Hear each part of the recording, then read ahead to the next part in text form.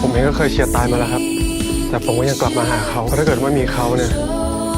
ผมก็ไม่รู้ผมจะมีชีวิตอยู่ต่อเพื่ออะไรเหมือนกันพี่หายไปไหนอีกนะ